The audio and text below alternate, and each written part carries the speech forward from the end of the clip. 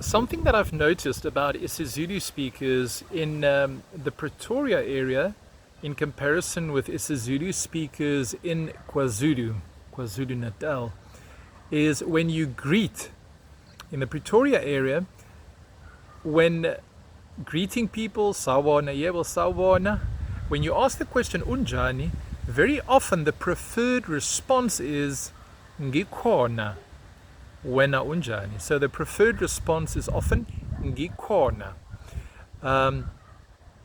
Going to KwaZulu Natal, what I've seen is when you ask the same question unjani, the preferred response is rather Ngiyaphila or Siyaphila.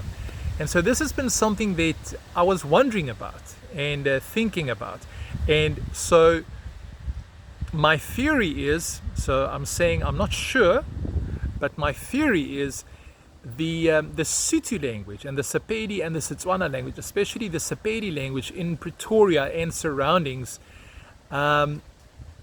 has had this influence on isiZulu speakers when they respond to the question unjani. To respond Ngikhona, I am here, I am still around. In Sepedi, when you ask the question ukai or lekai, literally it means where are you, ukai.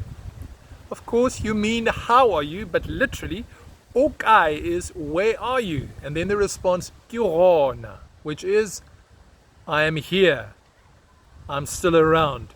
And so it seems as if isiZulu speakers in the Pretoria area, the reason they prefer saying Ngikhona might be because of the influence of the predominant Sepedi and Sotho language in that area. Whereas in KwaZulu Natal, closer to the heartland of the isiZulu language, umnyombo, walimi lwesiZulu, in KwaZulu is then more idiomatic, responding to unjani by saying Ngiyaphila.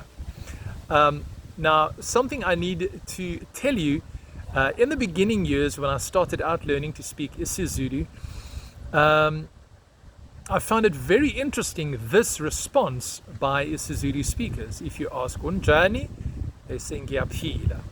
And the word Ngiyaphila, the verb, the action is senzo, Ngiyaphila, connected to the word impilo, which is life.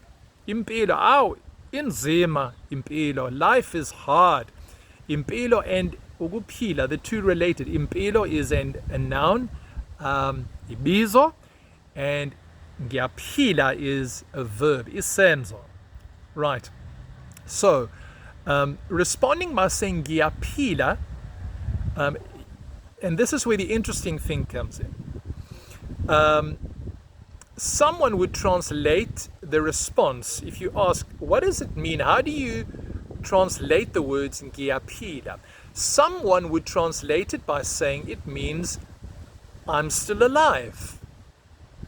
I'm not dead, I'm still alive. Ngiyaphila, I'm alive. Somebody else would say, no. It actually, you shouldn't say Ngiyaphila means I'm still alive. It actually means I'm well. I'm well. Okay? But there's an interesting aspect that comes in with this word Ngiyaphila. Okay? One would say it means I'm still alive. Somebody else would say, no, I'm well. Okay? And where it becomes even more interesting, and it was very interesting to me in the beginning years, in the early 90s, was when I would ask someone the same question. Let's say it was a person that had like a headache, or a person who had flu at the time, and I would ask, unjani dadewethu? And she would respond by saying, oh, cha, angiphilile.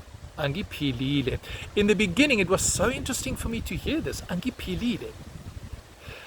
Because if the word phila means to be alive, you are still alive. But now you are saying, angiphilile, I'm not alive. I am not living. Whereas somebody else would translate it by saying, no. She was not saying she's not alive. Of course she's alive. She means she is not well. Okay?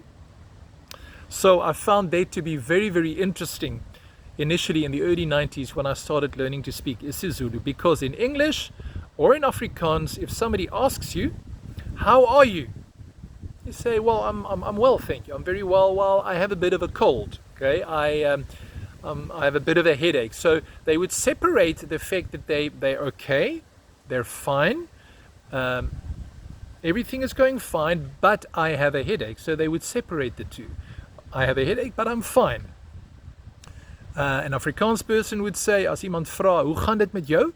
Dan sal hy sê, nee, het gaan goed, dankie met my. Wag, net 'n bietjie hoofpyn of ek het 'n bietjie griep omkhuhlane. There would be a separation. In other words, I'm fine, but I have a headache. Whereas very often when I would speak to people who speak isiZulu, they would not separate the two. They would not say, I'm fine, but I'm ill. I'm okay, but I have a headache. They would say, Ngiphilile. Ngiphilile. Your comments on this. I'm interested to hear what you have to say about this.